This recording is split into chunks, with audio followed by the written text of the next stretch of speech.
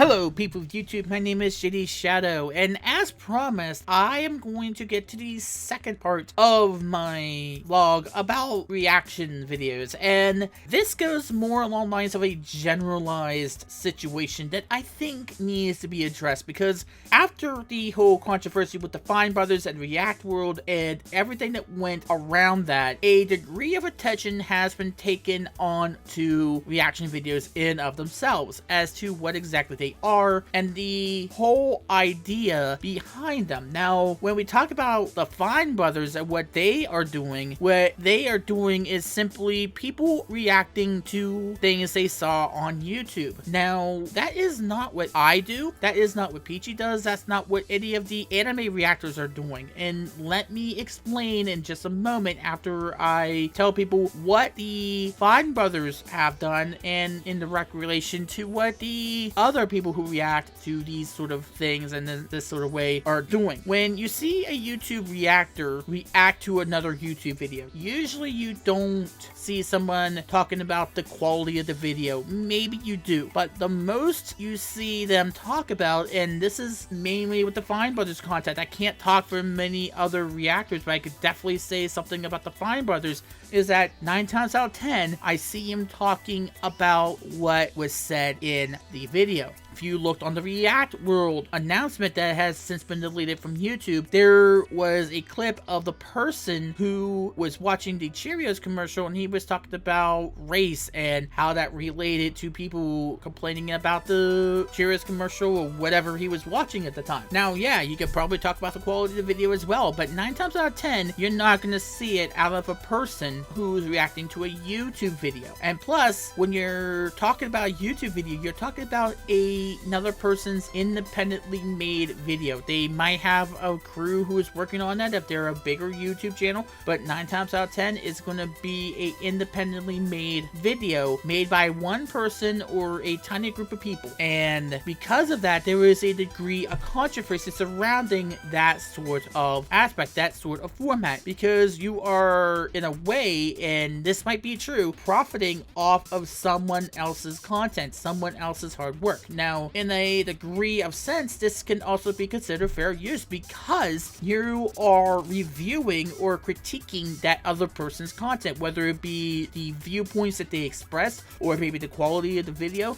You are still, in a way, critiquing that person's video, but it's a different animal to what reactors on the anime scene are doing. Now, let me talk about why that is. When someone like me or Spunky Bunny Sailor Boy or Omar Rogue or Gala Moon react to an anime, we are not only going in there as somebody who is going to be critical about an anime, but we're also going in there to generally react to what happened in the episode. If it is a good thing that happened in the episode, of course we're going to react to it. If it's something that shocks us, yes, we're going to react to the episode. We're going to react to what happened in the episode. But at the same time, an anime is worked on by thousands upon thousands of people. It's worked on by a completely bigger team. I might have exaggerated when I said thousands of people, but you get my point. And not only that, has distributors. It has people who are working behind the scenes to make it available for other parts of the globe. And in this sense, this is where you get into a more commercialized situation, to where they are also putting them out there not as just a hobby,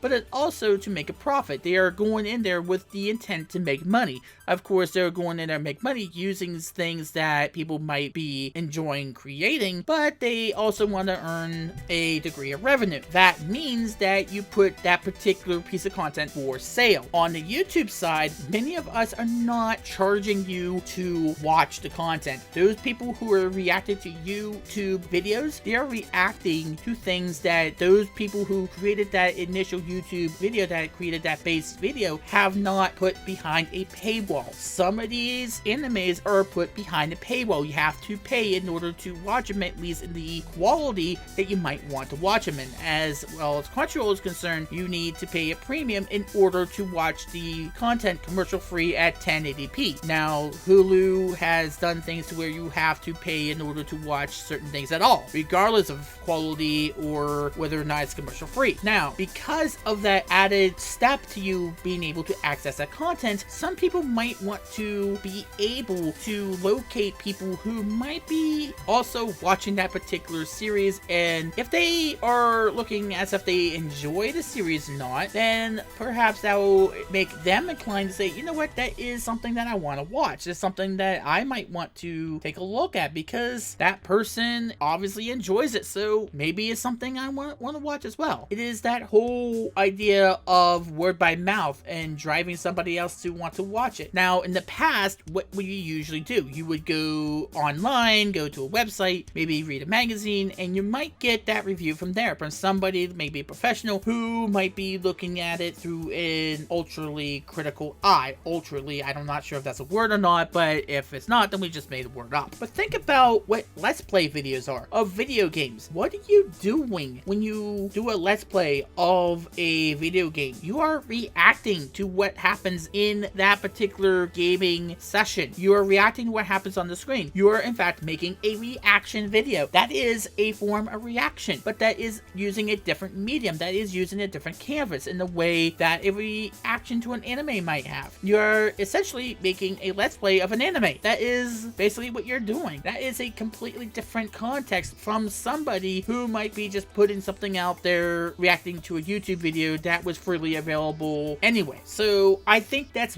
where you get that recent degree of attention toward the reaction videos that do that, outside of the notion that the Fine Brothers and their controversies that happened because they decided they're going to try this React World thing. That sort of thing drew more attention to that degree, to that style of review. And it is a style of review. It is protected under fair use, or should be. Let's not pretend that some anime companies, Toei Animation, mind you, particularly like that style right at the moment. Let's not pretend in any stretch of the imagination that some people do not like their videos being reacted to. But when you're talking about something that you have to pay money to see, you might want to look at it through the eyes of a critic. Now, I did talk a little bit about the ultra critical eye from somebody who is a quote-unquote professional. What do you think the people who move to watching Let's Plays to get their information about whether or not they want to buy a particular game came from? It is because people have migrated from professionally written journalistic articles, well, journalistic by definition, to a more independently peer-to-peer style. And that's basically what anime reactions are right now. Anime reactions are right now, and I think that this gives us a little bit of a mentality that we have to be critical about certain things as well, and I don't like to do that. That's one of the reasons why I hesitate sometimes to want to go into doing some content, because I don't want to be overly critical about something I like. I want to just enjoy some things.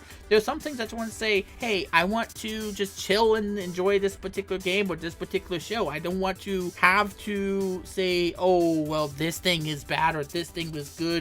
But you have seen that migration, and I think that's what's going on right now with people who want to get information about TV shows or animes or movies. They want to go to that peer, somebody who they like, somebody who they trust, somebody who seems to be talking to them rather than at them. And because of that, people have migrated to that. Now, again, that is the same way with Let's Play videos of video games. And by definition, Let's Play content of video games are reaction videos, but you're reacting to a video game. You are putting your face on there. Some people do. I personally do not. And you are essentially reacting to what happens in the game to your character or what happens in the story. That's basically what you're doing. That is basically what's going on. Now, you might not realize that because you're not effectively trying to review a game. You're not effectively thinking, hey, I have to be ultra critical because I'm in a process of telling somebody whether or not they should buy a game or not. You're just having fun playing the game, or you're just having fun watching the anime and reacting to it and giving your opinions about it. Now, I think the biggest thing, and I think this is where people have gotten this misconception, is that this reaction style is a bad kind of YouTube phenomenon.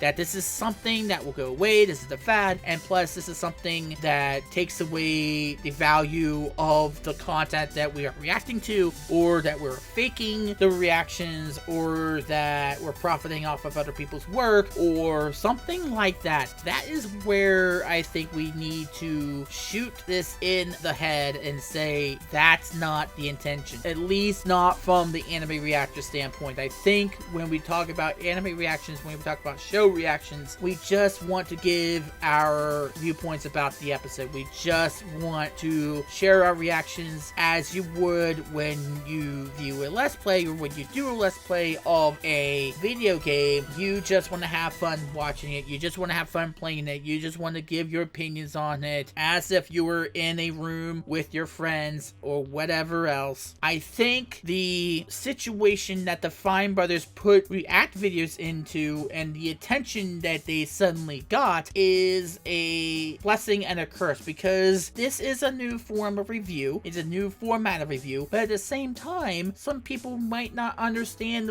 why it's going on and what the difference is between the YouTube reactors and the anime reactors. And I think I might be repeating myself here, but it begs to be said again and again that anime reactors are of a different breed. We didn't come here thinking, hey, we're gonna profit off of somebody else's work, or we're gonna fake reactions or whatever. I know that when I react to something, that it's genuine. It is completely and utterly genuine about what I think about a particular show or a particular game. Now, I might have a different style of reaction as somebody else. As I said in part 1, I'm more of a verbal reactor. I'm more of somebody who's going to be snark about things. Even though I might like something, I'm always snark about it. That's how I always am. And I don't have a lot of facial expressions because I like to be able to verbalize what I'm feeling at that point in time. I'm more of a talker. Some people are more of showing their facial expressions, more showing how they feel by having an expression of whatever. And that's, again, their genuine, 100% genuine reaction.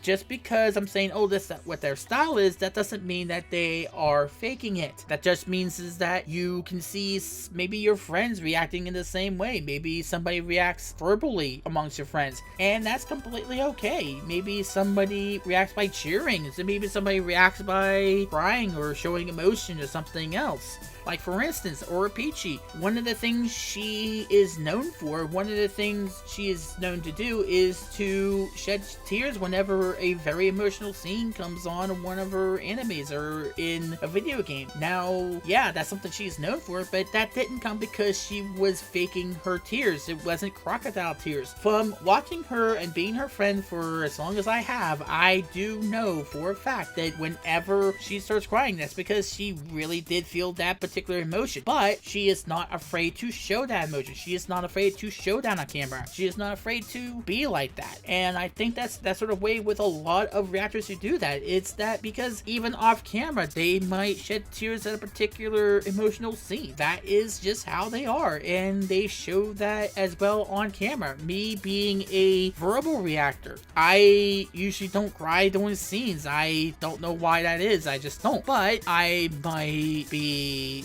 sarcastic about certain things. You should have seen me when I was watching an episode of Sailor Moon and the Rabbit episode. I think it was episode 4 or 5, I think it was, on the first season, that I was going, oh, there goes those rabbits. There were evil rabbits, and I was being so sarcastic about it. And I wish I had a camera on me because I would have shared that with all you guys. That was genuine of me, and I think I carried that to my reactions on camera. That's just how I am. And everybody has a different way of reaction, but we don't fake it. We don't fake any of what we feel. Now, I can't talk for people who react to YouTube videos. I can't talk for them. I don't think it would be fair for me to judge them one way or the other, whether or not they would fake it or not. But as far as us anime reactors go, I don't fake reactions. I know Peachy doesn't. I know Omar doesn't. I know Amber doesn't. Jason doesn't. Felicia doesn't. Alkira does not. A lot of those reactors that I know, if not all of them, genuinely react in the way that they are seen on camera. I know I do. I know one of my best friends, Luna TK, who has just started doing her own videos. I know that she is very genuine about her emotions and she doesn't shy away from showing them. I know that these people are genuine about what they feel about a particular show, and they will show it to whoever is there at that point in time. And again, that's what is so different about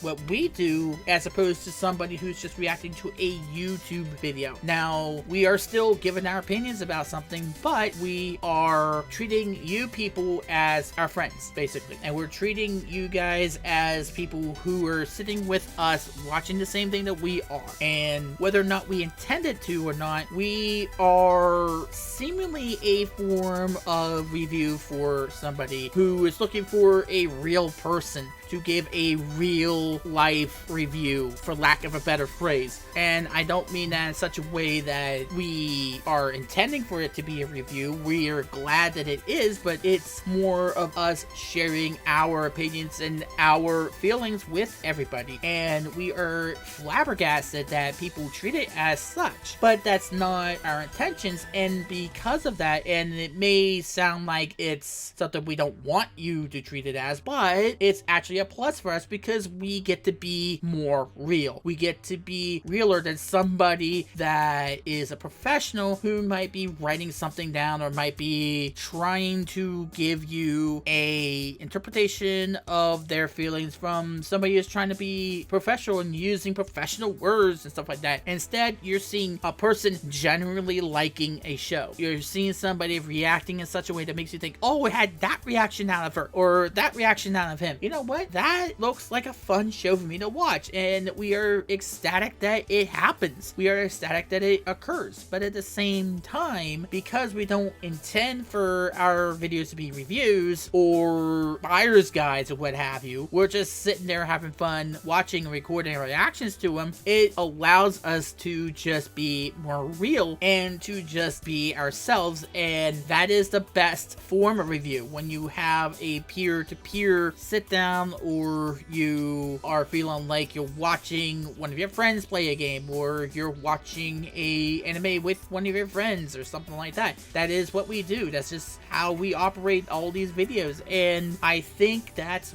why we have to be careful to not lump anime reactors in with these other reactors that the Fine brothers have given attention to, for better or for worse, recently. Now, this is not to put down or cut down any of the YouTube reactors who react to other YouTube videos. This is not the intention of this video. This is not the intention of what I'm trying to precipitate here. And I do disagree with some YouTubers who are criticizing that type of reaction. Now, you might deserve the criticism if you are, say, faking a reaction, or you're attacking another reactor or another YouTuber, like CJ Cool did. I don't know if I remember his name completely, but he said to another YouTuber that criticized his content to go kill herself. That is not cool. That is not funny. You should not do that. That is a horrible idea. That is a deplorable thing to do, and you should not do that. And if you are doing that, then you should go take a good long look at yourself in the mirror, because you are half the person you